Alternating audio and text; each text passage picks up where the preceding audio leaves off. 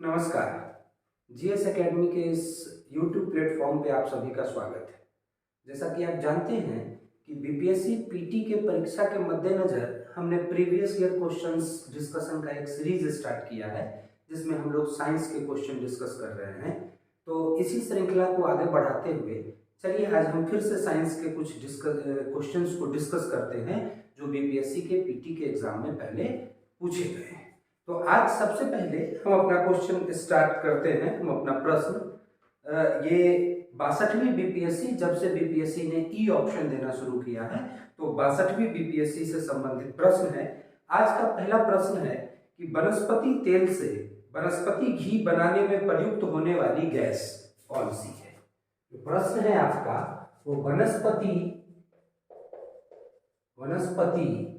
तेल से वनस्पति घी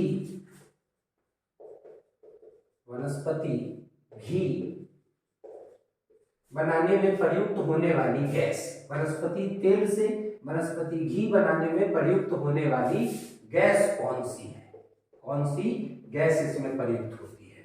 और ऑप्शन है आपका, जो पहला ऑप्शन है वो है हाइड्रोजन।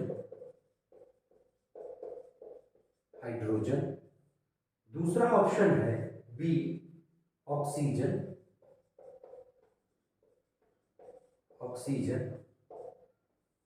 तीसरा ऑप्शन है आपका सी नाइट्रोजन।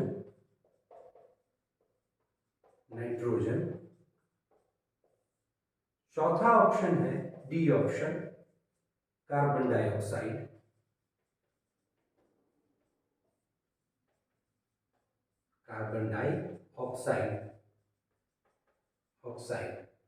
और पांचवा ऑप्शन ई, इनमें से कोई नहीं अथवा इनमें से एक से अधिक। मैं पांचवा ऑप्शन लिखूंगा नहीं यहाँ बार बार, क्योंकि पांचवा ऑप्शन आप सबको पता है। पांचवें ऑप्शन में दो ऑप्शंस होते हैं, इनमें से कोई नहीं तो इनमें से एक से अधिक।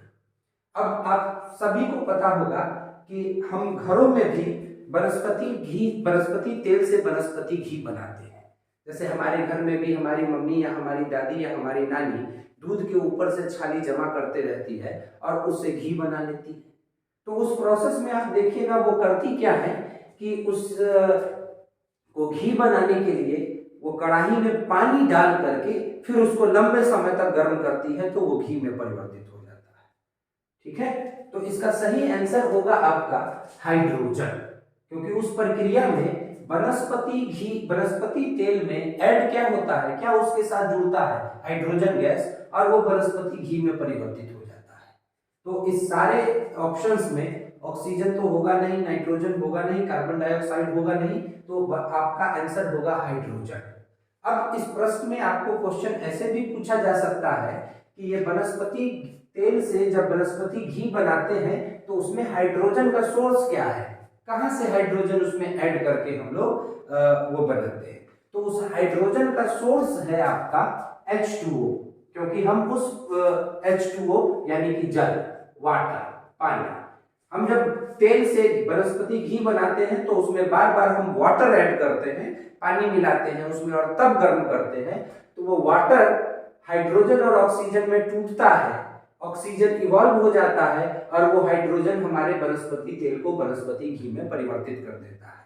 तो अभी तो हमारा क्वेश्चन ऐसा है कि कौन सी गैस उपयोग की जाती है, तो हाइड्रोजन गैस का उपयोग किया जाता है, नो डाउट। लेकिन अगर क्वेश्चन ऐसा पूछ ले कि तेल से घी बनाते समय जो हाइड्रोजन गैस प्रयुक्त होता है, वो हाइड्रोजन गैस का सोर्स क्या है, तो उस हाइड्रोजन गैस का सोर्स है हमारा वाटर, जल। अच्छा, इस पूरे प्रक्रिया में कैटलिस्ट की भी जरूरत पड़ती है, बिना कैटलिस्ट के ये प्रक्रिया नहीं होती है। तो इसके लिए किस किस कैटलिस्ट की, किस किस उत्प्रेरक की जरूरत होती है। कैटलिस्ट का मतलब उत्प्रेरक, तो निकल या पैलेडियम। तो कभी कभी क्वेश्चन ऐसा भी उठ सकता है आपका यहाँ से कि वनस्पति तेल से वनस्पति घी बनाते समय किस उत्प्रेरक का इस्तेमाल करते हैं। तो निकल या पैलेडियम, मेटल है ये दोनों, इन दोनों उत्प्रेरक का इस्तेमाल, कैटलिस्ट का इस्तेमाल करते हैं। कौन सी गैस इस्तेमाल होती है, तो हाइड्रोजन गैस इस्तेमाल होती है। और हाइड्रोजन गैस का स्रोत क्या है, सोर्स क्या है, तो उस हाइड्रोजन गैस का सोर्स जो है वो जल है, पानी है, जो हम उसमें मिलाते हैं। और इस पूरे प्रक्रिया को, ये जो प्रक्रिया है जिसमें वनस्पति तेल से वनस्पति घी बनाते हैं हाइड्रोजन ऐड करके, हाइड्रोजन का संयोजन करके, इस पूरे प्रक्रिया को कहते हैं हाइड्रोजनीकरण। हाइड्रोजनीकरण यानी कि हम इंग्लिश में अगर इसको करें तो इंग्लिश में इस प्रक्रिया को कहेंगे हाइड्रोजिनेशन। हाइड्रोजिनेशन, हाइड्रोजनीकरण। तो आपसे क्वेश्चन ऐसा भी पूछा जा सकता है कि इस प्रक्रिया का क्या नाम है, इस प्रक्रिया का नाम है हाइड्रोजनीकरण। ये सारे एस्पेक्ट्स को हम जब भी प्रीवियस ईयर क्वेश्चंस डिस्कस करते हैं तो हमारा उद्देश्य सिर्फ ये नहीं होता है कि उस क्वेश्चन का आंसर क्या है ये देख करके हम निकल जाए। हमारा उद्देश्य ये होता है कि उस क्वेश्चन से संबंधित और भी क्या क्या क्वेश्चंस वहां पे उठ सकते हैं, अराइज हो सकते हैं, जो कि आयोग हमसे पूछ सकता है, उस क्वेश्चंस के सारे एस्पेक्ट पर डिस्कस करना है। तो इस प्रश्न से आपसे इस तरह के प्रश्न उठ सकते थे। चलिए हम लोग पढ़ते हैं अब अगले प्रश्न पर। प्रश्न है कि घरेलू ईंधन में प्रयुक्त एलपीजी में मुख्यतः क्या होता है। प्रश्न है आपका, एलपीजी में मुख्यतः क्या होता है, मुख्यतः मेनली क्या होता है, कौन सी गैस होती है। जाहिर सी बात है क्या होता है, कौन सी गैस होती है, ये पूछना चाह रहा है। और ऑप्शंस आपका यहां पर दिया है। ए ऑप्शन में मीथेन, मीथेन। बी ऑप्शन है प्रोपेन, प्रोपेन। सी ऑप्शन है एथिलीन, एथिलीन। डी ऑप्शन है ब्यूटेन, ब्यूटेन। और ई ऑप्शन है उपरोक्त में से कोई नहीं,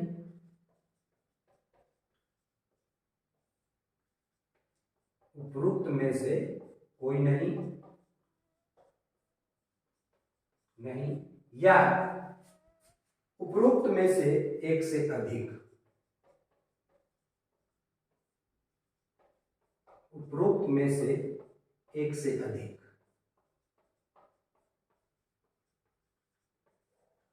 उपरोक्त में से एक से अधिक। तो सबसे पहले हम ये डिस्कस कर लेते हैं कि ये एलपीजी क्या है। एलपीजी का फुल फॉर्म हमारा होता है लिक्विफाइड पेट्रोलियम गैस। है ये गैस, लेकिन इसको गैस सिलेंडरों पर जब हाई प्रेशर में भरते हैं तो वो लिक्विड के फॉर्म में आ जाता है। तो इसीलिए इसको हम लोग कहते हैं liquefied petroleum gas. Petroleum gas इसलिए क्योंकि जो पेट्रोलियम पदार्थ, जो कच्चा तेल हम पेट्रोलियम ऑयल धरती के नीचे से निकालते हैं, तो उस ऑयल के साथ साथ ये गैस भी निकलता है पेट्रोलियम प्रोडक्ट के साथ, तो इसीलिए इसको पेट्रोलियम गैस। और लिक्विफाइड इसलिए क्योंकि उसको गैस सिलेंडर पे हाई प्रेशर पर भर के डाला जाता है in the state of liquid, द्रव अवस्था में, इसीलिए उसको कहते हैं लिक्विफाइड पेट्रोलियम गैस। अब आपसे पूछ रहा है कि इस लिक्विफाइड पेट्रोलियम गैस का मुख्य अवयव क्या होता है। तो आप सभी को पता है कि इस लिक्विफाइड पेट्रोलियम गैस का जो प्रमुख अवयव है वो दो मुख्य गैस है, एक तो ब्यूटेन, ब्यूटेन, और दूसरा प्रोपेन, प्रोपेन। अब इसमें थोड़ा सा अंतर यह है आपका कि जब आप पृथ्वी को, अर्थ के ऊपर, पृथ्वी के ऊपर दुनिया के जितने भी देश हैं वो अलग अलग जोन में हैं। और आपको ये पता है कि पृथ्वी को हम लोग सूर्यातप की मात्रा के हिसाब से 3 अलग अलग जोन में बांटते हैं। जैसे कि आपका ये 0 डिग्री हो गया इक्वेटर, इक्वेटर विषुवत रेखा। उसके ऊपर ये जो प्रमुख अक्षांश है आपका 23.5 डिग्री उत्तरी अक्षांश, जिसको कहते हैं कर्क रेखा या ट्रॉपिक ऑफ कैंसर। इसी तरह से ये 23.5 डिग्री जो दक्षिणी अक्षांश है, 23.5 डिग्री दक्षिणी अक्षांश, साउथ लैटिट्यूड, इसको हम लोग कहते हैं मकर रेखा या ट्रॉपिक ऑफ कैप्रिकॉर्न, कैप्रिकॉर्न, है ना। उसी तरह से उत्तर में आपका ये जो प्रमुख अक्षांश है 66.5 डिग्री उत्तरी अक्षांश, जिसको हम लोग कहते हैं आर्कटिक वृत्त, आर्कटिक सर्कल, आर्कटिक सर्कल। और उसी तरह से आपका ये दक्षिण में भी 66.5 डिग्री दक्षिणी अक्षांश को हम लोग क्या कहते हैं, Antarctic circle, Antarctic circle, Antarctic circle. अब ये जो दोनों गोलार्ध में 23.5 डिग्री दक्षिणी अक्षांश से यानी कि ट्रॉपिक ऑफ कैप्रिकॉर्न से 23.5 डिग्री उत्तरी अक्षांश यानी कि ट्रॉपिक ऑफ कैप्रिकॉर्न तक का जो एरिया होता है, ये हीट सरप्लस एरिया होता है। यहाँ इस पूरे एरिया का तापमान सालों भर उच्च रहता है, इसीलिए उसको कहते हैं उष्णकटिबंधीय क्षेत्र, या इंग्लिश में आप इसको कहें तो ट्रॉपिकल जोन कहते हैं, ट्रॉपिकल जोन, उष्णकटिबंधीय क्षेत्र। ये जो एरिया है आपका उत्तरी गोलार्ध में ट्रॉपिक ऑफ कैंसर से लेके आर्कटिक सर्कल तक, ये वाला यहां से यहां तक का एरिया, और दक्षिणी गोलार्ध में ट्रॉपिक ऑफ कैप्रिकॉर्न से लेकर के एंटार्क्टिक सर्कल तक, इस एरिया को हम लोग बोलते हैं टेम्परेट जोन, समशीतोष्ण प्रदेश, है ना, टेम्परेट जोन, उष्णकटिबंध, समशीतोष्ण कटिबंध, टेम्परेट जोन। ये भी हो गया आपका इधर ये वाला भी टेम्परेट जोन, टेम्परेट जोन, ठीक है। और उसके ऊपर जो बच गया आपका अंटार्कटिक वृत्त से लेकर के दक्षिणी गोलार्ध, दक्षिणी ध्रुव तक, और इधर आर्कटिक वृत्त से लेकर के उत्तरी ध्रुव तक, इस वाले एरिया को हम लोग कहते हैं पोलर जोन, पोलर जोन, ध्रुवीय प्रदेश, ठीक है। तो जो आपका एलपीजी है उसमें प्रोपेन और ब्यूटेन ये दोनों गैसें होती है, ठीक है, प्रोपेन और ब्यूटेन दोनों गैसें होती है। फर्क इतना होता है कि अगर टेम्परेट जोन में एलपीजी की सप्लाई की गई है तो उसमें प्रोपेन की मात्रा ज्यादा होगी, ब्यूटेन की मात्रा कम होगी, और अगर ट्रॉपिकल जोन में एलपीजी की सप्लाई की गई है तो उसमें ब्यूटेन की मात्रा ज्यादा होगी और प्रोपेन की मात्रा कम होगी। बस इतना ही फर्क है, रहता है बस यही दोनों गैस, प्रोपेन और ब्यूटेन। तो हम लोग चूंकि ट्रॉपिकल जोन में आते हैं, India lies in the tropical zone, tropical country है इंडिया, तो इसलिए इंडिया में जो एलपीजी गैस सप्लाई होगा उसमें ब्यूटेन की मात्रा ज्यादा होगी और प्रोपेन की मात्रा कम होगी। तो ब्यूटेन और प्रोपेन दोनों आंसर होगा, और ऑप्शंस में आपका ये प्रोपेन बी ऑप्शन है और ब्यूटेन डी ऑप्शन है। तो इसी समय आपका ये ई ऑप्शन काम में आता है कि उपरोक्त में से एक से अधिक। तो इसीलिए इस प्रश्न का आंसर होगा आपका ऑप्शन ई, उपरोक्त में से अधिक, प्रोपेन भी और ब्यूटेन भी। चलिए अब बाकी चीजों को हम लोग देख ले कि क्या क्या है। ये तो हुआ आपके आंसर की बात। अब यहाँ पे एक ऑप्शन आपका दिया है मीथेन। अब ध्यान यहाँ पर आपको ये देना है कि ये जितने भी ऑप्शंस हैं, जितने भी ऑप्शंस, तो इन सारे ऑप्शंस से संबंधित और भी क्वेश्चंस आपसे पूछा जा सकता है। ये सारे ऑप्शंस जो यहाँ पर दिए हुए हैं ये सब कंपाउंड हैं, यौगिक है कार्बन के, और इन सारे यौगिक को कहते हैं हाइड्रोकार्बन्स। क्या कहते हैं? हाइड्रोकार्बन्स, है ना। कार्बन और हाइड्रोजन के यौगिक को हाइड्रोकार्बन्स कहते हैं। अब जैसे कि आपको मीथेन का फॉर्मूला पता होगा CH4, CH4। प्रोपेन का भी फॉर्मूला आपको पता होगा, 3 कार्बन है इसमें तो C3H8। एथिलीन, एथिलीन C2H4, और ब्यूटेन C4H10, C4H10, ठीक है। तो ये सारे हाइड्रोकार्बन है, फॉर्मूला भी आप ध्यान में रखिएगा, पूछा जाएगा। अब ये हाइड्रोकार्बन जो होते हैं, ये हाइड्रोकार्बन आंसर तो इसका ई हो गया, एक से अधिक। ये जो हाइड्रोकार्बन होते हैं ये दो तरह के, एक को कहते हैं सैचुरेटेड हाइड्रोकार्बन, संतृप्त हाइड्रोकार्बन, सैचुरेटेड हाइड्रोकार्बन या संतृप्त हाइड्रोकार्बन, और दूसरे को कहते हैं अनसैचुरेटेड हाइड्रोकार्बन यानी कि असंतृप्त हाइड्रोकार्बन, है ना। और ये जो सैचुरेटेड हाइड्रोकार्बन है, देखिए ये जो फर्क है आपको पता होगा कि कार्बन में, हाइड्रोकार्बन्स में कार्बन कार्बन एटम के बीच सिंगल सिंगल बॉन्ड भी हो सकता है, और कार्बन कार्बन एटम के बीच डबल और ट्रिपल बॉन्ड भी हो सकता है। तो डबल और ट्रिपल बॉन्ड वाले जो हाइड्रोकार्बन्स होंगे, ऐसा हाइड्रोकार्बन जिसमें दो कार्बन एटम के बीच डबल या ट्रिपल बॉन्ड है, तो उसको अनसैचुरेटेड हाइड्रोकार्बन कहेंगे। और ऐसा हाइड्रोकार्बन जिसमें दो कार्बन एटम्स के बीच केवल सिंगल सिंगल बॉन्ड है, तो उसको कहेंगे सैचुरेटेड हाइड्रोकार्बन। अब इस सैचुरेटेड या सिंगल बॉन्ड वाले हाइड्रोकार्बन को हम लोग कहते हैं अल्केन। अल्केन। और आपको पता होगा कि इसका जनरल फार्मूला होता है CnH2n+2। और ये जो अनसैचुरेटेड हाइड्रोकार्बन है, इसके दो type, unsaturated with double bond, और अनसैचुरेटेड विथ ट्रिपल बॉन्ड। तीन बंधन होगा, तीन बॉन्ड होगा दो कार्बन एटम्स के बीच। तो जो डबल बॉन्ड वाला अनसैचुरेटेड है उसको हम लोग कहते हैं अल्कीन।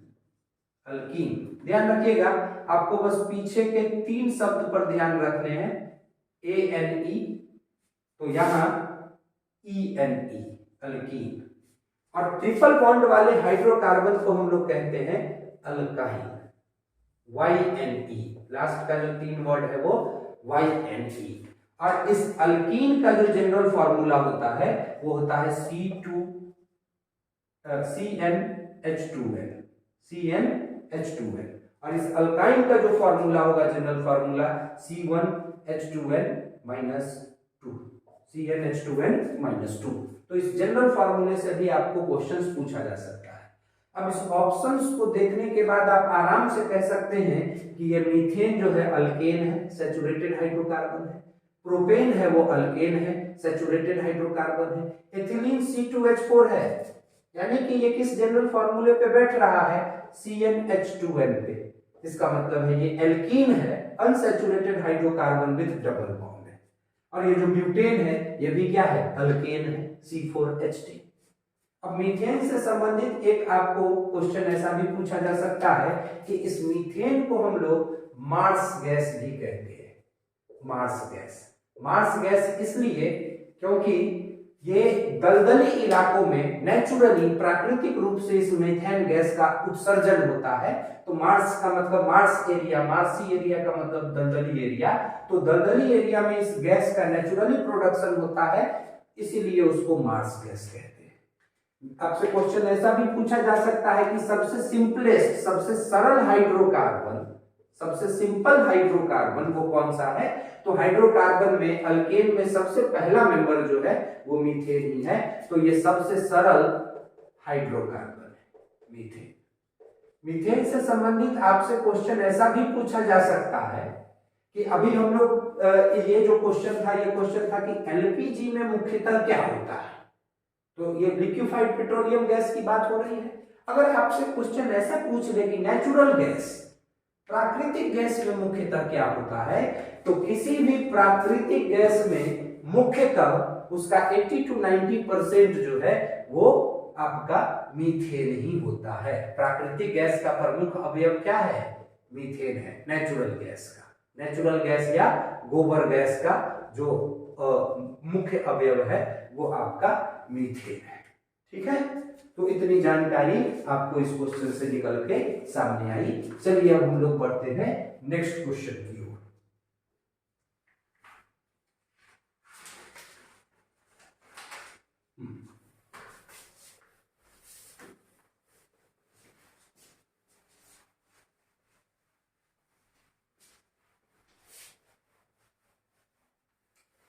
जो अगला प्रश्न है हमारा, वो अगला प्रश्न ये कहता है कि मानव शरीर में विटामिन ए भंडारित होता है, कहां पर भंडारित होता है? प्रश्न है हमारा, विटामिन ए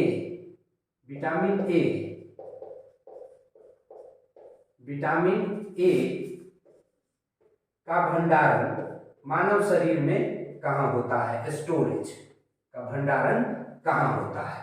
और ऑप्शंस दिया है। जो पहला ऑप्शन है वो है यकृत यानी कि लीवर में, यकृत यानी कि लीवर में। जो बी ऑप्शन है, दूसरा ऑप्शन, वो है त्वचा यानी कि स्किन में। जो तीसरा ऑप्शन है वो फेफड़े में। यानी कि लंग्स में। जो चौथा ऑप्शन है हमारा वो गुर्दे में यानी कि किडनी में। और ई ऑप्शन तो आपको पता है, इनमें से एक से अधिक या इनमें से कोई नहीं। ठीक है, तो विटामिन ए का बहुत ही फैक्चुअल क्वेश्चन है। आप सब हमेशा ये पढ़ते होंगे कि विटामिन ए का भंडारण जो है वो लीवर में होता है। तो इस प्रश्न का उत्तर होगा ए ऑप्शन, लीवर। देखिए, स्किन के अंदर या स्किन के नीचे फैट का स्टोरेज होता है, वसा का भंडारण होता है, विटामिन ए का भंडारण नहीं होता है। ठीक है, और फेफड़ा जो है वो फेफड़ा हमारा प्रमुख श्वसन अंग है, रेस्पिरेटरी ऑर्गन है, प्रमुख श्वसन अंग है। इससे जो है रेस्पिरेटरी ऑर्गन है, इस फेफड़े की मदद से हम लोग शरीर के अंदर ऑक्सीजन वायु अंदर लेते हैं और फिर वायु यानी कि कार्बन डाइऑक्साइड वाला वायु हम बाहर छोड़ते हैं। तो ये फेफड़ा हमारा श्वसन के काम में आता है, ये किसी चीज का भंडारण नहीं करता है। गुर्दा जो है, ये गुर्दा आप जानते हैं कि हमारे उत्सर्जन तंत्र एक्सक्रेटरी सिस्टम उत्सर्जन तंत्र का भाग है। तो हमारे शरीर में जो प्रमुख उत्सर्जन अंग है, एक्सक्रेटरी ऑर्गन, वो क्या है? किडनी।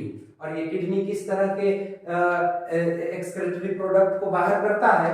तो ये किडनी जो है वो नाइट्रोजनियस वेस्ट है ना, नाइट्रोजनी अवशिष्ट पदार्थ को नाइट्रोजनियस वेस्ट को बाहर करता है। जैसे मैमल्स के केस में, आप ह्यूमंस के केस में देखिएगा यूरिया, वो नाइट्रोजनियस वेस्ट ही, तो उसको बाहर करने का काम किडनी करता है। फेफड़ा हमारा श्वसन का काम करता है। और इस त्वचा के नीचे फैट यानी कि वसा का भंडारण होता है त्वचा के नीचे। तो बाकी ऑप्शंस को डिस्कस करने के बाद आपको ये समझ में आ गया होगा कि हमारा ऑप्शन जो होगा विटामिन ए का भंडारण लीवर ही करता है। लीवर के केस में आंसर तो हमारा ए हो गया। लीवर के संबंध में मैं आपको एक बात और बता दूं कि इस लीवर को शरीर का रासायनिक कारखाना, chemical factory of the body भी कहते हैं।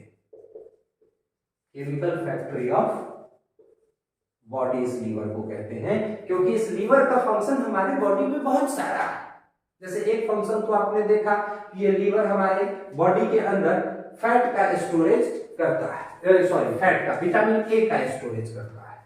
दूसरा आप देखिएगा कि जैसे आप सभी डायबिटीज के बारे में जानते होंगे, डायबिटीज मेलाइटस के बारे में, है ना। तो डायबिटीज मेलाइटस क्या है? तो डायबिटीज मेलाइटस ये है कि जैसे ही हम खाना खाते हैं तो हमारे बॉडी में, हमारे ब्लड में ग्लूकोज का लेवल बढ़ता है। ठीक है, क्योंकि हम लोग जो भी खाना खाते हैं उसमें मोस्ट ऑफ द थिंग्स जो है, अधिकांश चीजें वो कार्बोहाइड्रेट है। और कार्बोहाइड्रेट अंततः किसमें डाइजेस्ट होता है? ये भी क्वेश्चन पूछा जा सकता है कि कार्बोहाइड्रेट का पाचन शरीर में अंततः किस फॉर्म में होता है, किस रूप में होता है? तो कार्बोहाइड्रेट हमारा डाइजेस्ट होकर ग्लूकोज में चेंज होता है। और जो भी न्यूट्रिएंट, जो भी हमारे पोषक पदार्थ है, जब उनका डाइजेशन हो जाता है, पाचन हो जाता है, तो उनका अवशोषण हमारे रक्त में होता है। और रक्त फिर उसको बॉडी के सारे सेल्स और टिश्यू को डिस्ट्रीब्यूट कर देता है, सारी कोशिकाएं और ऊतक को रक्त डिस्ट्रीब्यूट कर देता है, उनका परिसंचालन बॉडी में सारी जगह कर देता है। तो जो अवशोषण होगा वो रक्त में होगा। तो खाना खाने के बाद, डाइजेशन होने के बाद, थोड़ी देर के बाद हमारे बॉडी में इस ग्लूकोज का भी रक्त में अवशोषण होगा, तो ब्लड में ग्लूकोज की मात्रा बढ़ेगी। अब ब्लड में ग्लूकोज की मात्रा जितनी होनी चाहिए उतनी ही होनी चाहिए, उससे ज्यादा अगर होगा तो वो अच्छी बात नहीं है, वो बीमारी है। तो हम लोग करते क्या है कि इस ग्लूकोज को, इसका मुख्य काम है ऊर्जा देना, लेकिन बॉडी, हम लोग सारा दिन तो खाते नहीं रहते हैं, हम एक बार, दो बार या तीन बार, जितनी हमारी जरूरत हो उतनी बार हम खाते हैं, और बाकी टाइम जो है सो भी हमको ऊर्जा मिलती रहती है। लेकिन ग्लूकोज को स्टोर नहीं किया जा सकता है, इसका भंडारण नहीं किया जा सकता है। ग्लूकोज तुरंत ऑक्सीडाइज्ड होकर के माइटोकॉन्ड्रिया के अंदर इसका ऑक्सीकरण या दहन होगा और ये तुरंत एनर्जी दे देगा। तो जितनी ग्लूकोज की, जितनी ऊर्जा की जरूरत बॉडी को, मानव शरीर को अभी तत्काल रूप से है, उतना ग्लूकोज तो ब्लड में रहता है। बाकी जो एक्स्ट्रा ग्लूकोज है उस एक्स्ट्रा ग्लूकोज का कन्वर्जन ग्लाइकोजन के फॉर्म में होता है। किस रूप में होता है? ग्लाइकोजन के फॉर्म में। और इस ग्लूकोज को ग्लाइकोजन में बदलने के लिए जिस हार्मोन की जरूरत होती है उसको कहते हैं इंसुलिन। उसको कहते हैं हम लोग इंसुलिन। तो अगर आपके शरीर में इस इंसुलिन हार्मोन की मात्रा कम पैदा हो रही है, इंसुलिन हार्मोन अगर आपके शरीर में कम निकल रहा है, तो ग्लूकोज का कन्वर्जन ग्लाइकोजन में नहीं हो पाएगा और रक्त में ग्लूकोज की मात्रा बढ़ी रहेगी। इसी कंडीशन को क्या कहते हैं हम लोग? डायबिटीज मेलाइटस, मधुमेह, डायबिटीज मेलाइटस, इसी कंडीशन। ठीक है, जिसके शरीर में इंसुलिन की मात्रा बहुत अच्छी स्रावित हो रही है तो उसमें ग्लूकोज का कन्वर्जन अच्छी तरह से ग्लाइकोजन में हो जाता है, तो डायबिटीज मेलाइटस का उनको कोई समस्या नहीं है। तो अब सवाल है कि ये जो ग्लाइकोजन है, ग्लूकोज का कन्वर्जन ग्लाइकोजन में तो हो गया, लेकिन इसका स्टोरेज कहाँ होता है? तो इस ग्लाइकोजन का भी स्टोरेज होता है लीवर के अंदर। Liver is the chemical factory of body, है ना? तो इस ग्लाइकोजन का भी आपका स्टोरेज होगा लीवर के अंदर। और फिर जैसे जैसे इस जितनी ग्लूकोज हमारे रक्त में बची हुई है, वो जब आवश्यकता से ग्लूकोज का लेवल रक्त में कम हो जाता है तो फिर से इस ग्लाइकोजन का कन्वर्जन किस में होगा? ग्लूकोज में होगा, ताकि शरीर की ऊर्जा आवश्यकताओं की पूर्ति हो सके। तो उस ग्लाइकोजन का जो कन्वर्जन ग्लूकोज में है वो भी एक हार्मोन के तहत होता है, जिस हार्मोन को क्या कहते हैं? ग्लूकागॉन। ग्लूकागॉन। तो याद रखिएगा, ग्लाइकोजन जो ग्लूकोज का ग्लाइकोजन में कन्वर्जन कौन करता है? इंसुलिन। और फिर जरूरत पड़ने पर उस ग्लाइकोजन का कन्वर्जन ग्लूकोज में कौन करता है? तो ग्लूकागॉन। और आपको पता होगा कि ये दोनों हार्मोन इंसुलिन और ग्लूकागॉन पेनक्रियाज से सेक्रेटेड होते हैं। अग्नाशय इन दोनों हार्मोन को रिलीज करता है, सेक्रेट करता है। ठीक है, तो अब ग्लाइकोजन के फॉर्म में, ग्लाइकोजन जो है वो एनिमल शॉर्ट पीरियड के लिए फूड का स्टोरेज करता है। किसके फॉर्म में? ग्लाइकोजन के फॉर्म में। तो आपसे अक्सर क्वेश्चन पूछा जाता होगा कि प्लांट, पौधे भोजन का संग्रह किस रूप में करते हैं? तो आप आंसर देते हैं स्टार्च के रूप में, मंड के रूप में। आपसे क्वेश्चन यहाँ पर ऐसे भी राइज किया जा सकता है कि जानवर, एनिमल्स अपने शरीर में भोजन का संग्रह, भंडारण किस फॉर्म में करते हैं? तो एनिमल्स करते हैं in the form of glycogen. ठीक है, तो लीवर से संबंधित एक तो बात ये हो गई कि विटामिन ए का स्टोरेज करता है। इसको शरीर का केमिकल फैक्ट्री कहते हैं क्योंकि बहुत सारा काम करता है, जिसमें दूसरा काम आपने देखा कि ग्लूकोज का जब ग्लाइकोजन में कन्वर्जन होता है तो उस ग्लाइकोजन को टेम्पोरेरली, थोड़ी देर के लिए, क्योंकि जब जरूरत होगी तो फिर ग्लाइकोजन ग्लूकोज में बदलेगा, तो इस ग्लाइकोजन का टेम्पोरेरली स्टोरेज कौन करता है? लीवर करता है। इसके अलावा इस लीवर का रोल शरीर में अविषाक्तन के कारण भी, अविषाक्तन में भी इसकी महत्वपूर्ण भूमिका है डिटॉक्सिफिकेशन में। अगर आपसे क्वेश्चन ऐसा पूछे कि निम्नलिखित में से कौन सा ऑर्गन, कौन सा अंग अविषाक्तन में भूमिका निभाता है? डिटॉक्सिफिकेशन में। डिटॉक्सिफिकेशन में तो ये डिटॉक्सिफिकेशन, शरीर के अंदर अगर कोई टॉक्सिक मटेरियल चला गया है, कोई हानिकारक या जहरीला पदार्थ शरीर के अंदर चला गया है, तो शरीर भरसक कोशिश करता है कि उस जहरीले पदार्थ को शरीर में उत्सर्जन के माध्यम से, उत्सर्जी अंग के माध्यम से, एक्सक्रीटरी ऑर्गन के माध्यम से उनको बाहर निकाल दे। नहीं निकाल पाता है तभी जाकर के उस ऑर्गेनिज्म की मृत्यु होती है। और अविषाक्तन, डिटॉक्सिफिकेशन, उस विष को, उस टॉक्सिक सब्सटेंस को शरीर से बाहर निकालने में प्रमुख भूमिका कौन निभाता है? यकृत। इसीलिए जब भी किसी व्यक्ति की मृत्यु जहर दे करके होती है, तो जहर से मृत्यु हुई है कि नहीं, कौन सी जहर से मृत्यु हुई है, तो जहर देकर के मरे हुए, जहर देकर के मारे गए व्यक्ति का अगर पोस्टमार्टम करना हो तो उसके लीवर की ही जांच की जाती है, उसके यकृत की ही जांच की जाती है, जहां उसका सुराग पता चलता है कि हाँ भाई वाकई में इसको जहर देकर के मारा गया था। तो ये सारे काम हमारे लीवर ही करता है, इनको भी ध्यान में रखिएगा। That's why it is known as chemical factory of the body. तो अब हम लोग चलते हैं अपने अगले क्वेश्चन की तरफ।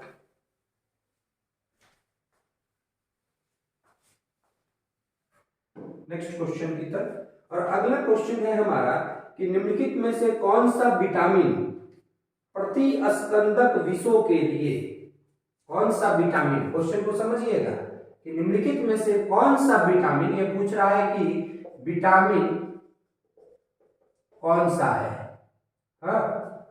और क्या करने वाला विटामिन, तो कहता है प्रतिस्कंदक विषों के, प्रतिस्कंदक विषों के, विष का मतलब टॉक्सिक या पॉइजन, प्रतिस्कंदक विषों के प्रतिविष प्रतिकारक के रूप में प्रयोग किया जाता है, प्रतिविष प्रतिकारक के रूप में प्रयोग किया जाता है ना। हिंदी थोड़ा क्लिष्ट है, इसीलिए इस सारे टर्म का मैं आपको अंग्रेजी भी बता देता हूं। कहता है कि which of the following vitamin is used as an antidote, as an antidote. प्रतिविष प्रतिकारक का मतलब क्या हुआ, एंटीडोट, है ना। आपको कोई बीमारी लग गई या कोई विष, अगर कोई सांप ने काट लिया, तो सांप ने काट लिया तो उसको, उसके इफेक्ट को, उसके असर को नलीफाई करने के लिए, कम करने के लिए, खत्म करने के लिए उसका एंटीडोट होता है। तो वही आपसे पूछ रहा है कि ऐसा विष भी कई तरह के होते हैं, ये कैसा विष है, ये प्रतिस्कंदक विष है, जिसको अंग्रेजी में कहता है एंटीकोगुलेंट पॉइजन, एंटीकोगुलेंट पॉइजन, है ना, पॉइजन। ये विष कैसा है, तो ऐसा विष है जो कि एंटीकोगुलेंट है, एंटीकोगुलेंट है। आपसे पूछ रहा है कि अगर कोई एंटीकोगुलेंट विष है तो उसके एंटीडोट के रूप में किस विटामिन का इस्तेमाल करते हैं। अब इसमें जो ऑप्शंस आपके दिए हुए हैं, पहला ऑप्शन है विटामिन ए, विटामिन ए, दूसरा ऑप्शन है B vitamin D, vitamin D, तीसरा ऑप्शन है C option vitamin E, vitamin E, D option, चौथा ऑप्शन है विटामिन के, विटामिन के, और ई ऑप्शन तो आपको पता है, इनमें से एक से अधिक या इनमें से कोई नहीं। ठीक है, तो अब कुछ बेसिक टर्म को अगर आप समझ लीजिएगा, आप क्वेश्चन को समझ लीजिएगा, तो ये क्वेश्चन बहुत ही आसान हो जाएगा, पढ़ने के बाद थोड़ा भारी लगता है। ठीक है, विष कैसा है, पॉइजन कैसा है, एंटीकोगुलेंट है। और कोगुलेशन कहने का मतलब, ये ब्लड क्लॉटिंग की बात कह रहा है, ब्लड कोगुलेशन, ब्लड कोगुलेशन, है ना, रक्त का जमना या ब्लड क्लॉटिंग की बात कह रहा है। तो ये विष ऐसा है जो विष अगर शरीर में चला जाए तो ब्लड क्लॉटिंग नहीं होगा, है ना, जो रक्त प्रवाह होगा, अगर रक्त में चला जाए वो विष, तो ब्लड क्लॉटिंग नहीं होगा, और ब्लड क्लॉटिंग नहीं होने से शरीर से रक्त स्राव बहुत ज्यादा हो जाएगा, तो अत्यधिक रक्त स्राव के कारण, एक्सेसिव ब्लीडिंग के कारण उसकी मृत्यु हो जाएगी। अब आपसे पूछ रहा है कि ऐसा विष, जिस विष के प्रभाव से शरीर में रक्त जमने की क्षमता कम हो जाए, तो उस विष के एंटीडोट के रूप में किस विटामिन का इस्तेमाल करते हैं। तो आपको पता है कि रक्त का थक्का जमाने के लिए कौन सा विटामिन सहयोग करता है, तो रक्त का थक्का जमाने के लिए विटामिन डी सहयोग करता है। इसीलिए इस प्रश्न का उत्तर होगा एंटीकोगुलेंट पॉइजन के एंटीडोट के रूप में हम लोग किस विटामिन का इस्तेमाल करेंगे, विटामिन के का। ठीक है, अब इस ब्लड क्लॉटिंग से कुछ आपको, ब्लड कोगुलेशन से कुछ तथ्य मैं आपको समझा दूं। ब्लड क्लॉटिंग सिर्फ अकेले विटामिन के नहीं कर सकता है, सिर्फ विटामिन के ही जिम्मेदार नहीं है ब्लड क्लॉटिंग करने के लिए। आपसे क्वेश्चन ऐसा पूछा जा सकता है कि बताइए कि कौन सा प्रोटीन ब्लड क्लॉटिंग के लिए जिम्मेदार है। तो जो प्रोटीन ब्लड क्लॉटिंग के लिए जिम्मेदार है उसको हम लोग कहते हैं फिब्रिनोजन या फिब्रिन, है ना। और फिर से मैं आपको बता दूं कि वो जो पिछले क्वेश्चन में आपने लीवर पढ़ा था, तो ब्लड क्लॉटिंग करने के लिए ये जो फिब्रिनोजन नामक प्रोटीन की जरूरत होती है, जो ब्लड प्लाज्मा में पाया जाता है, रक्त प्लाज्मा में, उसका भी प्रोडक्शन मैन्युफैक्चर लीवर ही करता है। इसीलिए liver is the chemical factory of body. ठीक है, तो अगर क्वेश्चन ऐसा पूछे कि रक्त के जमने के लिए, ब्लड कोगुलेटिंग या क्लॉटिंग के लिए कौन से विटामिन की, कौन से प्रोटीन की आवश्यकता पड़ती है, ये फिब्रोनोजन क्या है, ये फिब्रोनोजन है प्रोटीन। तो कौन से प्रोटीन की आवश्यकता होती है, तो वो प्रोटीन है फिब्रोनोजन। अगर आपसे क्वेश्चन ऐसा पूछ ले कि रक्त के थक्का जमाने के लिए किस ब्लड सेल की जरूरत होती है, रक्त में उपस्थित, रक्त एक टिश्यू है, ऊतक है, और ऊतक है तो कई सारे सेल से मिलकर के बना होगा। जैसे आपको पता होगा कि रक्त में WBC white blood cell, RBC red blood cell और प्लेटलेट्स, 3 महत्वपूर्ण सेल पाए जाते हैं। तो आपसे ऐसा भी क्वेश्चन पूछा जा सकता है कि रक्त के थक्का जमने में, ब्लड क्लॉटिंग होने में कौन सी रक्त कोशिका जिम्मेदार है, कौन सा ब्लड सेल जिम्मेदार है, तो ब्लड सेल जो जिम्मेदार है वो है प्लेटलेट्स। प्लेटलेट्स है ना, ये क्या है, तो प्लेटलेट्स ब्लड सेल है जो रक्त का थक्का जमाता है। आपसे क्वेश्चन ऐसा भी पूछा जा सकता है कि कौन सा विटामिन रक्त का थक्का जमाता है, तो ये तो आप इस क्वेश्चन का आंसर देखने के क्रम में समझ गए कि रक्त का थक्का जमाने के लिए विटामिन के।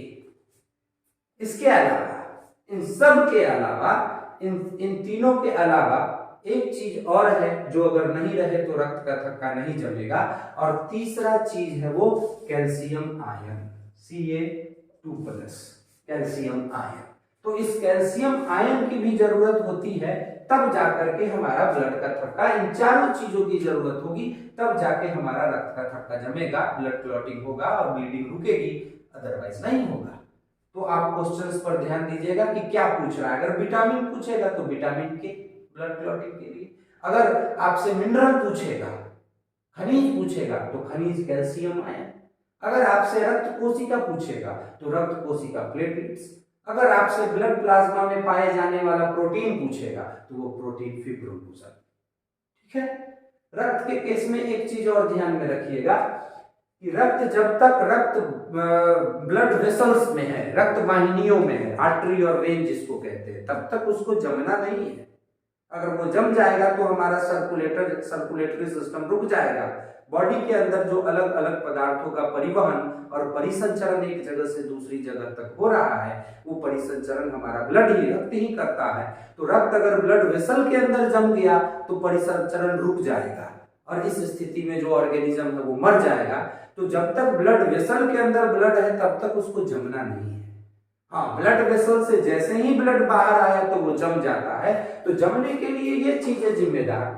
लेकिन जब तक वो ब्लड वेसल के अंदर है तब तक वो नहीं जमता है। ये सारी चीजें भी तो हैं उसमें, है ना। तो इन सारी चीजों के होते हुए ब्लड वेसल के अंदर क्यों नहीं जमता है, तो इसलिए नहीं जमता है क्योंकि रक्त में एक एंटी कोगुलेटिंग एजेंट भी पाया जाता है, जो ब्लड वेसल के अंदर, कोगुलेटिंग एजेंट, जो कि ब्लड वेसल के अंदर ब्लड को जमने नहीं देता है।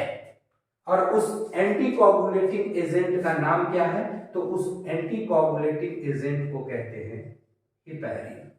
ये भी आपसे क्वेश्चन अक्सर पूछा जाता है कि ब्लड वेसल्स के अंदर, रक्त वाहिनियों के अंदर कौन सा पदार्थ रक्त को जमने नहीं देता है, तो वो है हिपैरिन।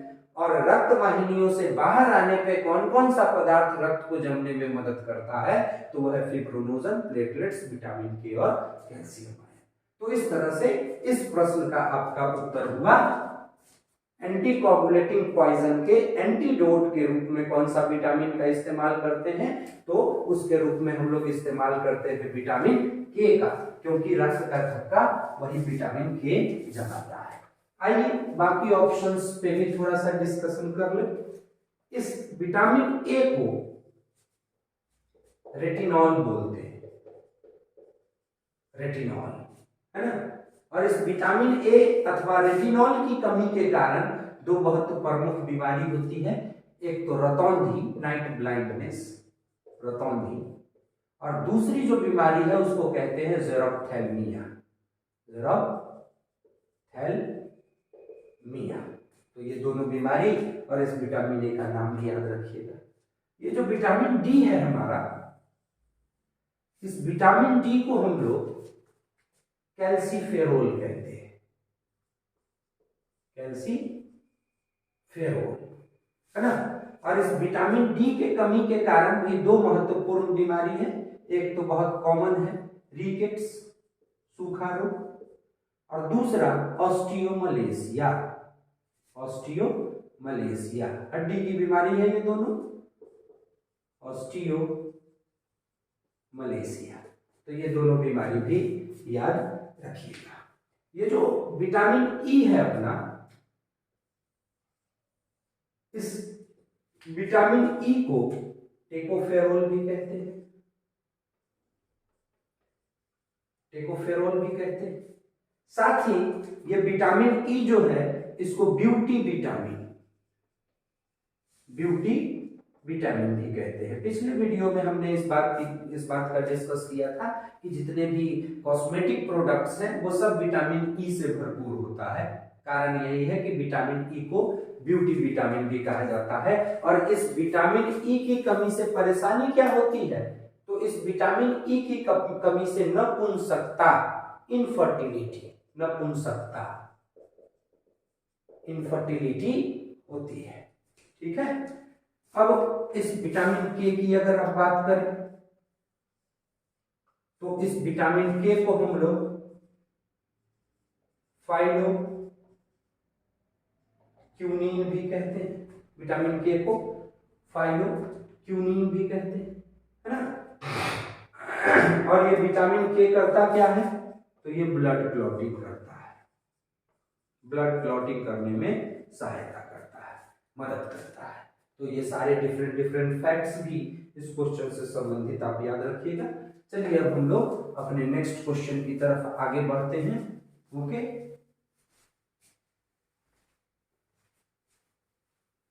हमारा अगला क्वेश्चन सुमेलित करने के लिए है। तो सूची दी गई है लिस्ट 1 और लिस्ट 2, तो उन दोनों को सुमेलित करना है। लिस्ट 1 में क्या क्या दिया है, तो लिस्ट 1 में जो पहली चीज दी हुई है वो स्किन कैंसर। दूसरा ऑप्शन है इधर नॉइस पॉल्यूशन, ध्वनि प्रदूषण, नॉइस पॉल्यूशन, स्किन कैंसर और नॉइस पॉल्यूशन। जो तीसरा ऑप्शन है वो है ग्लोबल वार्मिंग, वैश्विक तापन, ग्लोबल वार्मिंग, वैश्विक तापन। और जो चौथा ऑप्शन है वो है ओजोन होल, ओजोन छिद्र, ओजोन होल। और जो लिस्ट 2 है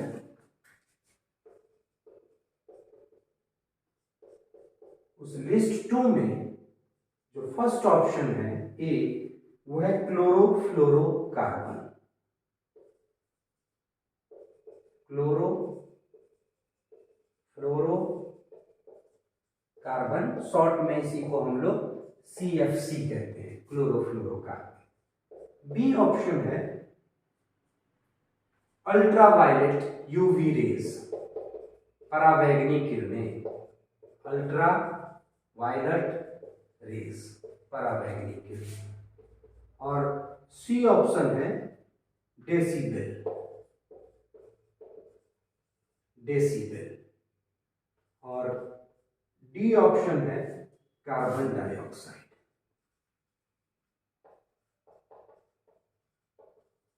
डाइऑक्साइड, CO2। अब इनको सुमेलित करना है हमें। तो हम सबको पता है कि ये जो अल्ट्रावायलेट किरणें हैं, पराबैंगनी किरणें, ये लिविंग टिश्यू, जीवित ऊतकों के लिए काफी हानिकारक होती हैं। इसीलिए इस अल्ट्रावायलेट किरण को हमारे पृथ्वी के समताप मंडल स्ट्रेटोस्फियर में मौजूद ओजोन परत, ओजोन लेयर, इस पराबैंगनी किरणों को फिल्टर कर लेता है। और ये हानिकारक क्यों है, तो ओजोन परत जो है सो इस पृथ्वी पर जीवन को बचाता है। आप ज्योग्राफी में इसके बारे में पढ़ते होंगे। तो ये हानिकारक क्यों है, ये हानिकारक इसलिए है क्योंकि ये जो अल्ट्रावायलेट रेज है ये स्किन कैंसर पैदा करता है। तो स्किन कैंसर ए का ऑप्शन हो जाएगा बी। अब आइए नॉइस पॉल्यूशन, ध्वनि प्रदूषण के बारे में। तो ध्वनि प्रदूषण को हम किस चीज में नापते हैं? तो ध्वनि प्रदूषण या ध्वनि की तीव्रता को नापने का जो इकाई है वो है बेल, और बेल चूंकि बड़ा मात्रक है इसीलिए हम उसकी छोटी इकाई का प्रयोग करते हैं जो है आपका डेसिबल। तो दूसरा का सी हो जाएगा। नॉइस पॉल्यूशन को हम किस में मेजर करते हैं? नॉइस पॉल्यूशन को हम लोग डेसिबल में मेजर करते हैं। तीसरा जो ऑप्शन है आपका ये ग्लोबल वार्मिंग। ग्लोबल वार्मिंग, तो ग्लोबल वार्मिंग वैश्विक तापन का मतलब क्या कि वैश्विक तापन का अर्थ ये हुआ कि पृथ्वी का जो एवरेज औसत तापमान है उसका लगातार बढ़ता जाना। हम सभी जानते हैं कि हमारे पृथ्वी का औसत तापमान 15 डिग्री सेंटीग्रेड के आसपास है, पृथ्वी का औसत तापमान। इसका मतलब यह है कि पृथ्वी अगर अपना एक टेम्परेचर मेंटेन करता है, एवरेज टेम्परेचर, जबकि हम देखते हैं कि पृथ्वी डेली रोज रोज सूर्य से सौर ऊर्जा को ग्रहण करता है, और सौर ऊर्जा को वो डेली ग्रहण कर रहा है और फिर भी वो अपना 15 डिग्री सेंटीग्रेड एक एवरेज टेम्परेचर मेंटेन कर रहा है। इसका अर्थ ये हुआ कि वो सौर ऊर्जा को ग्रहण करता है तो साथ साथ वो ऊर्जा को छोड़ता भी होगा, उत्सर्जित भी करता होगा। अगर वो सिर्फ ऊर्जा का अवशोषण करता, ऊर्जा को ग्रहण करता और ऊर्जा को छोड़ता नहीं, उत्सर्जित नहीं करता, तो पृथ्वी हमारी कंटिन्यू लगातार गर्म होते चली जाती, इसका टेम्परेचर बहुत तेजी से बढ़ता।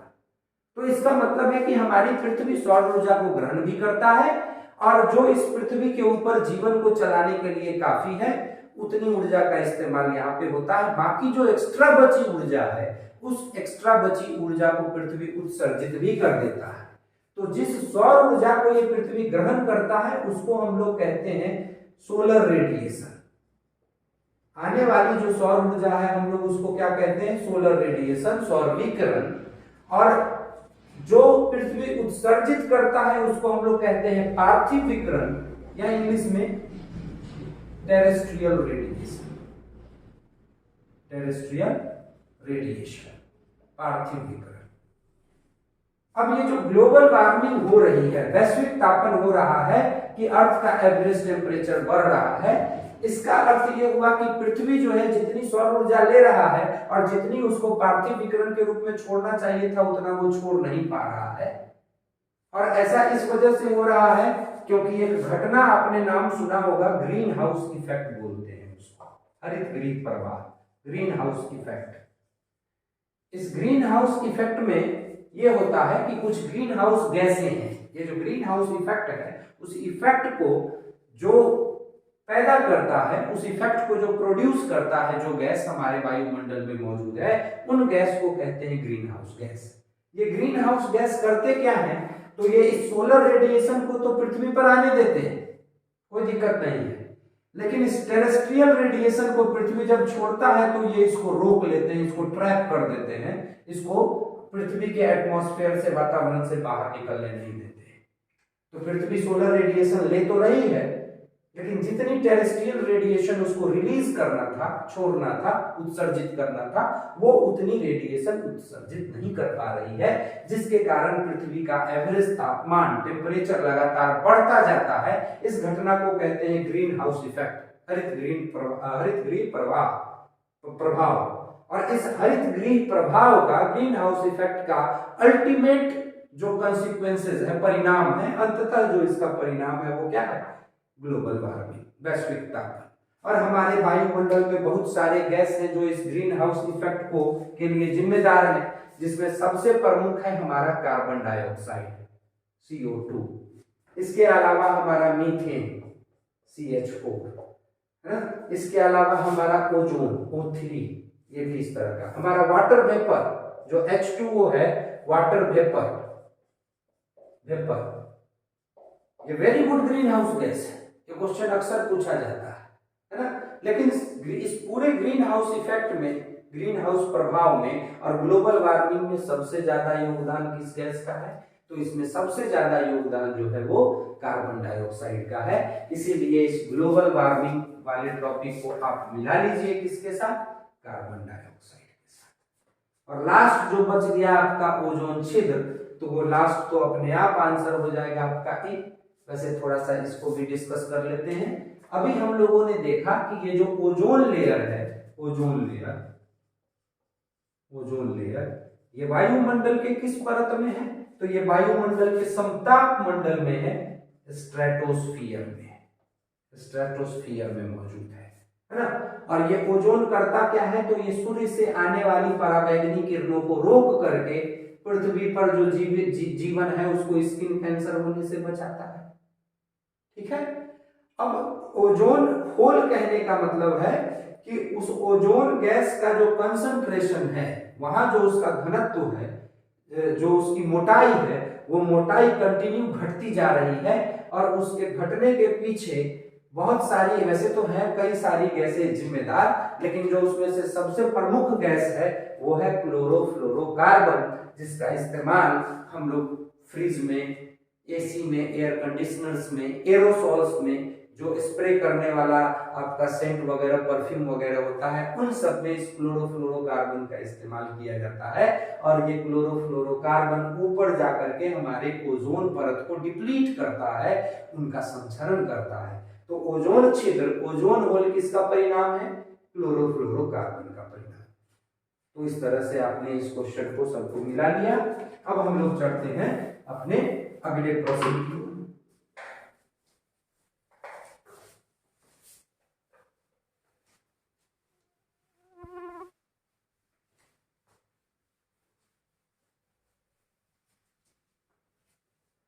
हमारा जो अगला प्रश्न है,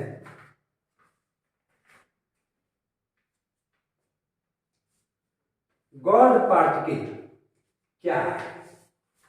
गॉड पार्टिकल ये हो सकता है उस समय काफी चर्चा में हो, तो करंट से रिलेटेड क्वेश्चन है, साइंस से भी मेल खाता है। गॉड पार्टिकल, पार्टिकल इज क्या है?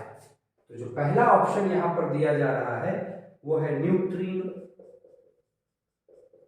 न्यूट्रिनो। दूसरा ऑप्शन है B option, Higgs boson. Higgs boson.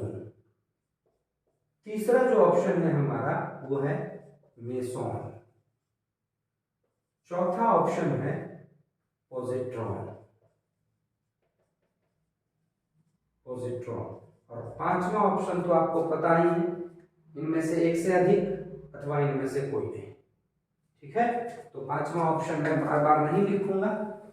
अब आप सबने एक टर्म सुना होगा जिसको कहते हैं सब एटॉमिक पार्टिकल्स। सब एटॉमिक पार्टिकल्स। केमिस्ट्री में जो केमिस्ट हैं उनको हमेशा इस बात में इंटरेस्ट जगा रहा कि इस दुनिया में जितने भी पदार्थ हमारे चारों तरफ दिखते हैं उस पदार्थ का मूलभूत मौलिक कण क्या है। जैसे ये दीवार है, तो इस दीवार का जो मौलिक इकाई है वो ईंट है। एक एक ईंट के मिलने से ये पूरा का पूरा दीवार बना है। आप बायोलॉजी में जीवन की मौलिक या मूलभूत इकाई पढ़ते हैं, सेल कहते हैं। कोई भी कितना भी बड़ा लिविंग ऑर्गेनिज्म है वो एक सेल का नहीं बना होता है, बहुत सारे छोटे छोटे छोटे छोटे सेल का बना होता है। तो जीवन की मूलभूत इकाई, फंडामेंटल यूनिट ऑफ लाइफ कहते हैं कोशिका अथवा सेल। तो उसी तरह से जितने भी पदार्थ हमारे चारों ओर बिखरे पड़े हैं उन सारे पदार्थों का जो सबसे छोटा कण था उस सबसे छोटे कण को क्या कहते हैं? एटम, है ना। उस सबसे छोटे कण को कहते हैं एटम। अब प्रश्न उठा, क्या एटम एक ही कण है या ये भी कई सारे कणों से मिलकर के बना है? तो बाद में हम लोगों को पता चला कि ये एटम भी कोई अकेला कण नहीं है, यह भी बहुत सारे कणों से मिलकर के बना है। और उन सारे कणों को क्या कहते हैं? सब एटॉमिक पार्टिकल्स। जिसमें से 3 सब एटॉमिक पार्टिकल्स का तो हम बड़ा डिटेल्ड में स्टडी करते हैं, जिसमें पहला है आपका प्रोटॉन, दूसरा है आपका न्यूट्रॉन और तीसरा है आपका इलेक्ट्रॉन। इलेक्ट्रॉन, ठीक है। इन 3 सब एटॉमिक पार्टिकल्स का हम बहुत विस्तृत अध्ययन करते हैं। बाकी आज के डेट में जो है 130-32 टाइप के सब एटॉमिक पार्टिकल्स पाए जाते हैं। तो ये जो सारे ऑप्शंस आपके यहाँ पर दिए हुए हैं ये सभी सब एटॉमिक पार्टिकल्स ही है। और आपसे पूछा जा रहा है कि इसमें से किस पार्टिकल को गॉड पार्टिकल कहते हैं। देखिए, जिस समय एटम के बारे में पता चला तो सबसे छोटा कण, पदार्थ का सबसे छोटा पार्टिकल, सबसे छोटा कण एटम, तो उस समय वही गॉड पार्टिकल। बाद में पता चला कि भाई नहीं, वो एटम भी है सो और भी छोटे छोटे कणों से मिलकर के बना है ना। तो सबसे फंडामेंटल पार्टिकल कौन है जिससे ये पूरा ब्रह्मांड हर एक तरह के तत्व बने हैं, इस बात में इंटरेस्ट आज भी साइंटिस्ट को है। और इसको करने के लिए वो करते क्या है, तो वो ढूंढते हैं द स्मॉलेस्ट पार्टिकल जिसमें मास हो, है ना, सबसे छोटा कण जिसमें कुछ ना कुछ द्रव्यमान हो। जैसे इलेक्ट्रॉन, हम लोग इसका मास नेग्लिजिबल मान लेते हैं, नेग्लिजिबल, लेकिन जीरो नहीं, क्योंकि कुछ ना कुछ मास है। आगे जाकर के अभी कुछ दिन पहले एक ऐसे पार्टिकल की खोज हुई जो कि सबसे छोटा अभी तक का ज्ञात पार्टिकल है और जिसमें मास है, द्रव्यमान है, और उस पार्टिकल को ही कहा गया गॉड पार्टिकल। और उस गॉड पार्टिकल का नाम दो साइंटिस्ट थे, आंसर होगा इसका बी आपका, हिग्स बोसोन। और ये नाम इसलिए दिया गया कि दो साइंटिस्ट थे, एक इंग्लैंड के, ब्रिटेन के साइंटिस्ट थे पीटर हिग्स, और दूसरा अपने इंडियन साइंटिस्ट थे सत्येंद्र नाथ बोस, SN बोस। तो इन दोनों के नाम पर कभी कभी आपसे ये भी पूछ लिया जाएगा कि ये जो हिग्स बोसोन जिसको गॉड पार्टिकल कहते हैं, इसमें हिग्स कौन है और बोसोन कौन है। तो हिग्स पीटर हिग्स हैं और बोसोन सत्येंद्र नाथ बोस है। अभी तक जितने भी ज्ञात पार्टिकल हैं, कण हैं, नॉन पार्टिकल हैं, उन सब में छोटा पार्टिकल यही हिग्स बोसोन है जिसमें कि द्रव्यमान पाया जाता है, इसीलिए इसको गॉड पार्टिकल की संज्ञा दी जाती है। ठीक है, तो ये करंट से रिलेटेड क्वेश्चन होगा, इसलिए उसको पूछा होगा। बाकी ये सारे भी आपके सब एटॉमिक पार्टिकल्स ही हैं, यानी कि एटम के अंदर ही पाए जाते हैं। जिसमें पॉजिट्रॉन के बारे में मैं आपको बता दूं कि इस पॉजिट्रॉन को एंटी पार्टिकल ऑफ इलेक्ट्रॉन भी कहते हैं, एंटी पार्टिकल ऑफ इलेक्ट्रॉन, जिसकी खोज एंडरसन ने की थी। ये क्वेश्चन अक्सर पूछा जाता है कि इलेक्ट्रॉन का एंटी पार्टिकल कौन सा है, तो इलेक्ट्रॉन का एंटी पार्टिकल पॉजिट्रॉन है। ठीक है, तो चलिए अब हम लोग बढ़ते हैं अपने नेक्स्ट क्वेश्चन की ओर, अगले प्रश्न की ओर।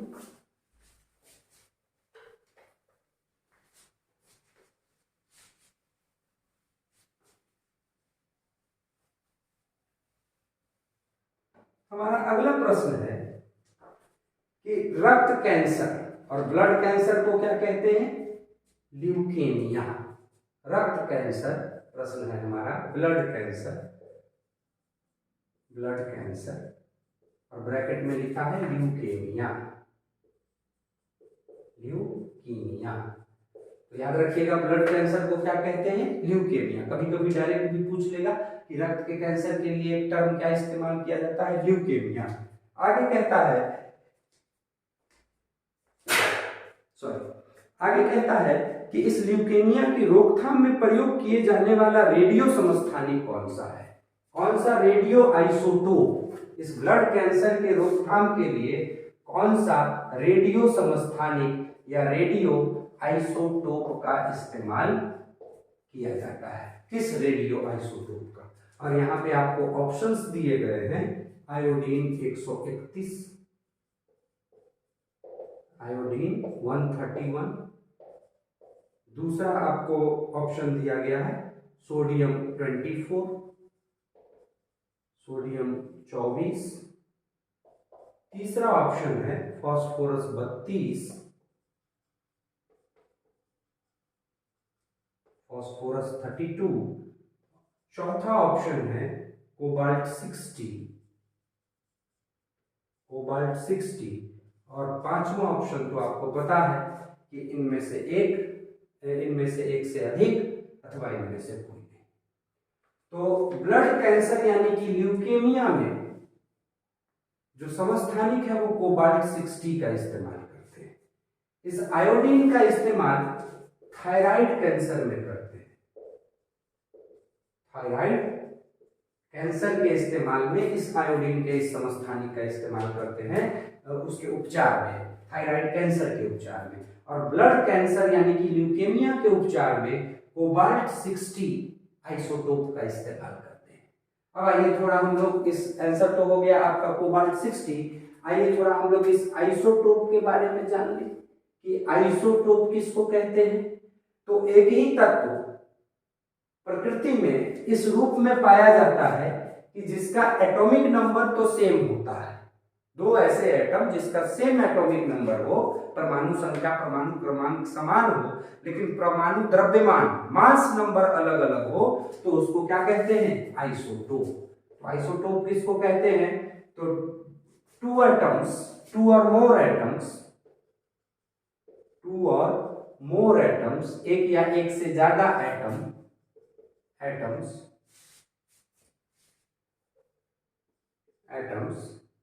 having same number of atomic number, same number of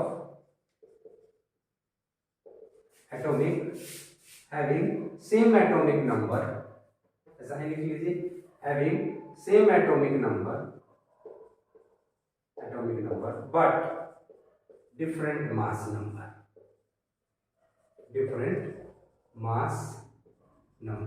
तो उसको क्या कहते हैं? आइसोटोप। जैसे एग्जांपल के लिए आपने हाइड्रोजन के 3 आइसोटोप का नाम सुना होगा, H1, H2 और ये H3, जिसमें ये जो नीचे वाला है आपका, ये एटॉमिक नंबर को दर्शाता है सबस्क्रिप्ट में, और जो ये जो सुपर स्क्रिप्ट में आपका ऊपर वाला जो है, ये ऊपर वाला आपका, ये नीचे वाला एटॉमिक नंबर है, और ये जो ऊपर वाला आपका सुपर स्क्रिप्ट है, ये है मास नंबर। तो यहाँ आप क्लियर देख रहे होंगे कि इन तीनों का एटॉमिक नंबर 111 ही है, लेकिन तीनों का मास नंबर अलग अलग है। तो ये तीनों हाइड्रोजन के एटम जो है वो एक दूसरे के आइसोटोप है, जिसमें इस पहले का नाम है प्रोटियम,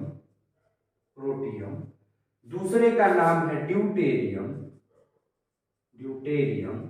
और तीसरे का नाम है ट्रिटियम। प्रोटियम, ड्यूटेरियम और ट्रिटियम, तो हाइड्रोजन के 3 आइसोटोप क्या होते हैं? तो दो या दो से ज्यादा ऐसे एटम जिनका कि एटॉमिक नंबर परमाणु क्रमांक तो समान होता है, लेकिन मास नंबर क्या होता है? मास नंबर अलग अलग होता है। और मास नंबर क्यों अलग होता है? तो आपको पता होगा कि mass number is equal to the sum of atomic number, मतलब number of proton plus number of neutron और प्रोटॉन की संख्या के सम्मिलित को क्या कहते हैं? Mass number. तो इसका एटॉमिक नंबर समान है, और एटॉमिक नंबर किसको कहते हैं? नंबर ऑफ प्रोटॉन को एटॉमिक नंबर कहते हैं। तो इसका मतलब है कि प्रोटॉन की संख्या तो सब में समान है, मास नंबर अलग अलग है। तो ये किस वजह से हुआ होगा? ये हुआ होगा न्यूट्रॉन की वजह से। जैसे प्रोटियम में एक भी न्यूट्रॉन नहीं, तो एक प्रोटॉन है तो एक मास नंबर। ड्यूटेरियम में एक न्यूट्रॉन, तो एक प्रोटॉन प्लस एक न्यूट्रॉन, मास नंबर 2 हो गया। ट्रिटियम में 2 न्यूट्रॉन, तो एक proton plus 2 neutron, mass number 3 हो गया। इसी तरह से आप कार्बन के भी देखते होंगे, कार्बन 12, जबकि एटॉमिक नंबर जो है सो कार्बन का 6 होता है, तो कार्बन 12 एटॉमिक नंबर 6, और दूसरा है आपका कार्बन एटॉमिक नंबर 6 और कार्बन 14। तो ये कार्बन 12 और कार्बन 14 क्या है?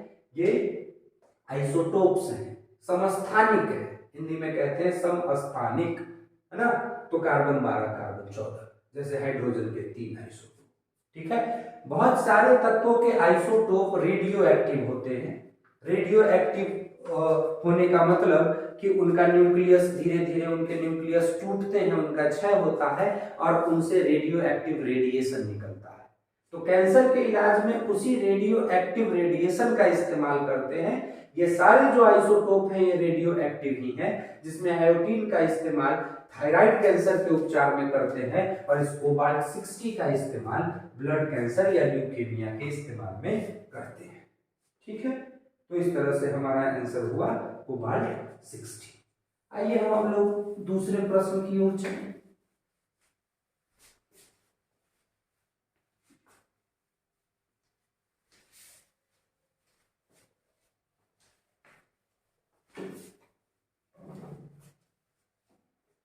हमारा अगला प्रश्न है कि आयोडीकृत लवण में रहता है, प्रश्न है आयोडाइज्ड साल्ट, आयोडीकृत नमक में रहता है, साल्ट कंटेन है ना। आप सभी जानते होंगे कि आयोडीन जो है सो हमारे भोजन का, हमारे शरीर के ग्रोथ का एक प्रमुख अवयव है। और ये आयोडीन जो है वो आयोडीन, यहाँ जो हमारा ये ग्लैंड है इसको बोलते हैं थायराइड ग्लैंड। ये थायराइड ग्लैंड एक हार्मोन सेक्रेट करता है जिसको थायरॉक्सिन हार्मोन कहते हैं। और उस थायरॉक्सिन के सेक्रेशन के लिए आयोडीन का होना बॉडी में बहुत जरूरी है। आयोडीन का होना बॉडी में बहुत जरूरी है। आयोडीन की कमी से ये थायरॉक्सिन, थायराइड ग्लैंड काम करना बंद कर देता है या ठीक से काम नहीं करता है, जिससे थायरॉक्सिन हार्मोन का प्रोडक्शन नहीं होता है और ये हमारा थायराइड ग्लैंड फूल के ऐसा लटक जाता है जिसको ग्वाइटर कहते हैं। इस बीमारी को क्या कहते हैं? ग्वाइटर या घेंगा। तो आपसे पूछा जाएगा कि ग्वाइटर किस की कमी से होता है, तो ग्वाइटर आयोडीन की कमी से शरीर में होता है। ग्वाइटर किस ग्लैंड को, किस ग्रंथि को प्रभावित करता है, तो ग्वाइटर थायराइड ग्लैंड को जो गले के पास होता है उसको प्रभावित करता है। अब ये आयोडीन हमारे बॉडी में चाहिए, तो आयोडीन हमारे बॉडी में चाहिए तो उसका सबसे बढ़िया उपाय सरकारों ने क्या निकाला कि उन्होंने ये मैंडेटरी कर दिया, आवश्यक कर दिया कि जितने भी नमक हमारे देश में आएंगे वो सब कैसे होंगे? आयोडाइज्ड होंगे, उनमें आयोडीन की मात्रा मिली रहेगी। अब आपसे पूछ ये रहा है कि जो आयोडाइज्ड साल्ट होते हैं उसमें आयोडीन किस रूप में होता है? या सीधे सीधे आयोडीन मिला देते हैं या किसी कंपाउंड, किसी यौगिक के रूप में उसको मिश्रित करते हैं? तो ऑप्शंस पे जरा नजर डालते हैं। जो पहला ऑप्शन है हमारा कहता है मुक्त iodine, free iodine. Free iodine, वही हमने आपसे पूछा कि क्या सीधे सीधे मुक्त आयोडीन मिला देते हैं या कि उसमें वो किसी यौगिक के रूप में डालते हैं। दूसरा कहता है calcium iodide, calcium iodide, iodide. अब आप जैसे समझ सकते हैं कैल्शियम आयोडाइड CaI2 फार्मूला होगा कैल्शियम आयोडाइड का, है ना। और ये आयोडीन का मतलब सीधे सीधे I2, ये डाइएटॉमिक। तीसरा जो है आपका C, magnesium iodide, magnesium iodide, iodide MgI2, magnesium iodide. चौथा ऑप्शन है पोटेशियम आयोडाइड,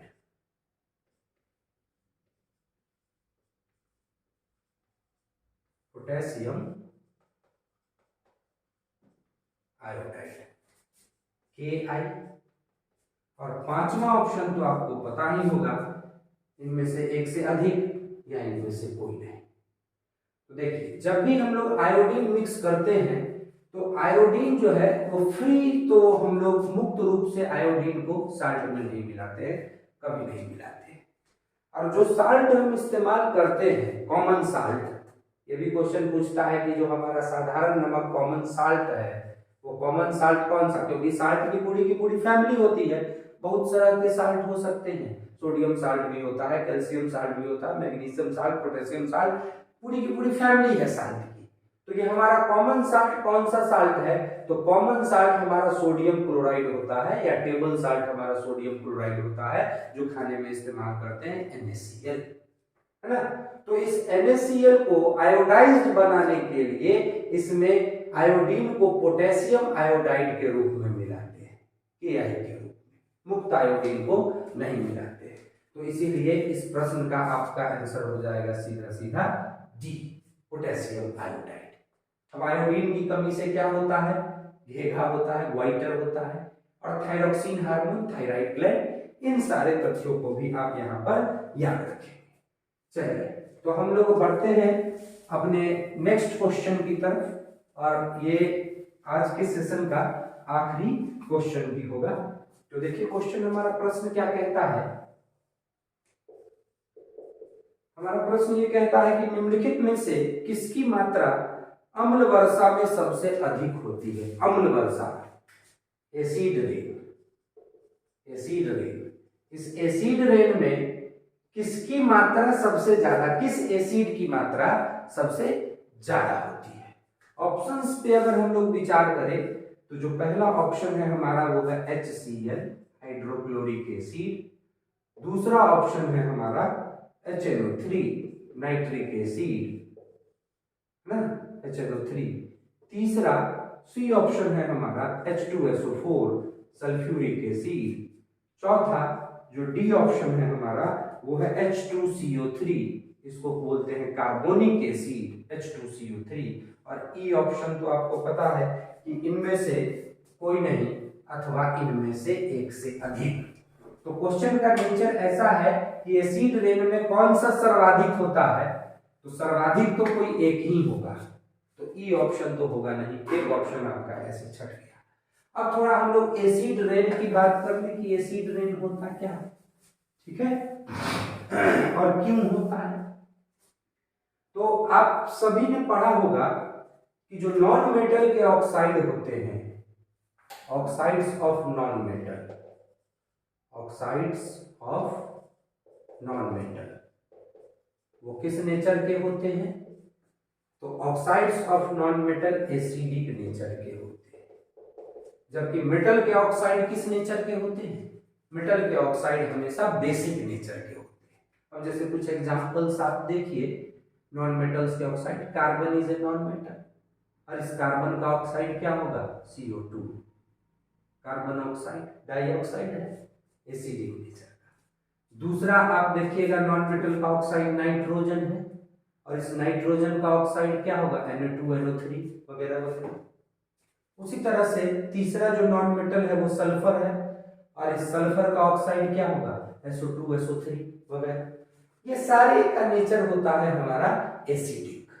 और एसिड रेन का जो प्रमुख कारण है, इस एसिड रेन का इसका प्रमुख कारण है हमारा burning of fossil fuel, burning of जीवाश्म ईंधन का दहन, burning of fossil fuel, fossil fuel. तो फॉसिल फ्यूल के बर्निंग से भाई ये एसिड रेन क्यों होता है, तो आपको पता होगा फॉसिल फ्यूल का क्या मतलब।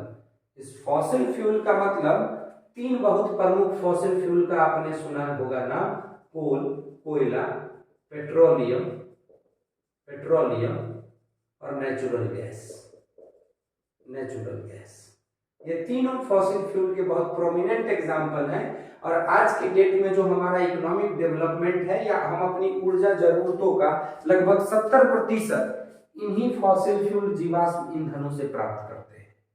फॉसिल फ्यूल हम लोग इसको इसलिए कहते हैं क्योंकि ये मरे हुए जीवों अथवा वनस्पतियों के अवशेष से निर्मित होता है। कोयला पेड़ पौधे से निर्मित होता है, पेट्रोलियम भी जो समुद्री जीव मर करके करोड़ों वर्षों पहले धरती के नीचे दब गए थे, और नेचुरल गैस भी उन्हीं के डिकम्पोजिशन, उन्हीं के अपघटन के फलस्वरूप, डिकम्पोजिशन के फलस्वरूप हमारा ये फॉसिल फ्यूल बना है। अब इस फॉसिल फ्यूल में चूंकि लिविंग ऑर्गेनिज्म हमारे डेड हुए हैं, तो लिविंग ऑर्गेनिज्म कार्बन बेस्ड होता है, तो फॉसिल फ्यूल में सबसे ज्यादा क्या होगा, कार्बन। इसके अलावा उसमें नाइट्रोजन और सल्फर के यौगिक भी होते हैं। और उन फॉसिल फ्यूल का हम दहन कराते हैं, तो जब भी हम कार्बन को बर्न कराएंगे तो क्या बनेगा, कार्बन डाइऑक्साइड। जब भी हम नाइट्रोजन का दहन कराएंगे तो क्या होगा, नाइट्रोजन के ऑक्साइड। जब भी हम सल्फर का दहन कराएंगे तो क्या बनेगा, सल्फर के ऑक्साइड, है ना।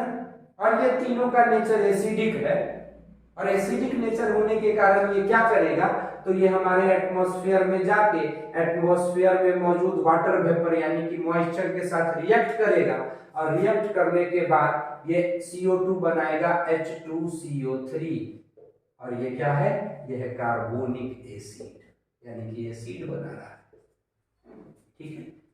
ये NO2 क्या बनाएगा, तो ये NO2 भी हमारे एटमॉस्फेयर में जाके वाटर के साथ रिएक्ट करेगा, जल के साथ, और बनाएगा nitric acid HNO3, nitric acid, है ना। और ये SO2 क्या करेगा, तो ये भी हमारे वाटर वेपर के साथ एटमॉस्फेयर में जाकर के मॉइस्चर के साथ, जलवाष्प के साथ रिएक्ट होगा, अभिक्रिया करेगा और बनाएगा H2SO4 sulphuric acid, sulphuric acid. तो एसिड रेन में, अम्ल वर्षा में इसी तीन एसिड की प्रमुखता होती है। अब इस तीनों एसिड में क्वेश्चन आपसे ये पूछ रहा है कि इस एसिड रेन में तो सबसे ज्यादा मात्रा किसकी होती है, अम्ल बारिश में, तो तो इस HCl को तो आप आराम से यहाँ काट सकते हैं, बच गया ये 3 जिसका प्रोडक्शन। तो इन तीनों में भी सबसे ज्यादा जो एसिड होता है, सबसे ज्यादा प्रभाव वो H2SO4 का होता है। उसके बाद सेकेंड नंबर पर जो कंसंट्रेशन है वो HNO3 नाइट्रिक एसिड का। यही देखिए, अगर आपसे क्वेश्चन ऐसा पूछता कि निम्नलिखित में से कौन से प्रमुख एसिड हैं जो अम्ल वर्षा में होते हैं, तो अगर 3-3 करके कॉम्बिनेशन बनाता तो यही 3। उसमें भी सबसे ज्यादा योगदान होता है H2SO4 सल्फ्यूरिक एसिड का और नाइट्रिक एसिड का। कार्बोनिक एसिड उसके बाद होता है। दूसरी बात है कि सल्फ्यूरिक और nitric acid are very strong acid, तो उनका प्रभाव भी अच्छा होता है। और कार्बोनिक एसिड बेचारा थोड़ा कमजोर वीक एसिड है, तो उसका प्रभाव कम होता है ना। तो मुख्य रूप से कौन से एसिड पाए जाते हैं, तो सल्फ्यूरिक एसिड और नाइट्रिक एसिड। और सबसे ज्यादा कौन सा पाया जाएगा, तो सबसे ज्यादा सल्फ्यूरिक एसिड। इसीलिए इस क्वेश्चन का आंसर होगा आपका सी, H2SO4 अर्थात की सल्फ्यूरिक एसिड। तो आज का सेशन हम लोग इसी क्वेश्चन के साथ यहाँ समाप्त करते हैं। आपको अगर ये वीडियो अच्छा लगा होगा तो कमेंट सेक्शन में बताना जरूर भूलें, और जिन लोगों ने अभी तक चैनल को सब्सक्राइब नहीं किया है वो सब्सक्राइब कर ले और बेल आइकन भी दबा दे, ताकि जब भी हमारा वीडियो अपलोड हो तो आप तक नोटिफिकेशन पहुंच जाए।